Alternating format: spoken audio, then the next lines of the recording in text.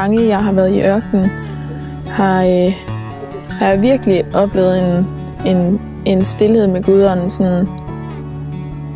en særlig nærhed. Der er ikke lige en jallarmand, der kalder til bøn i højtaleren lige ved siden af, hvor jeg sidder på taget inde i den gamle by. Det giver så mange indtryk at være hernede, fordi der er så meget at forholde sig til. Altså det kræver, alle de indtryk, de kræver, at man er stille med det. Fordi der ikke er larm omkring mig, så bliver stilheden større.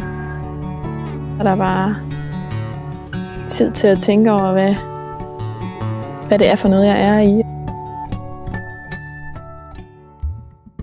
Der er virkelig en verden til forskel.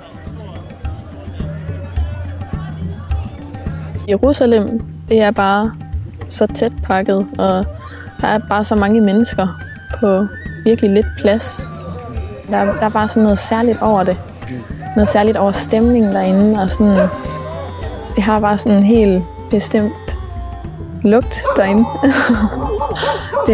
det var Israel.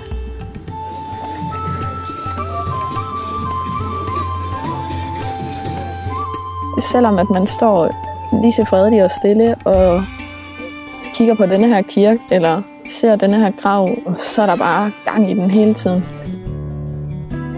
Altså, det har været virkelig fedt at gå igen i Jerusalem, og jeg synes, det er fantastisk at kan opleve sådan en kontrast. Det er nemmere at se, hvor stort Guds skaberværk er, når jeg kan se bjergene, og jeg kan se en stjernehimmel. Og det er bare mega fedt, og kan takke ham også for travlheden og for det Jerusalem.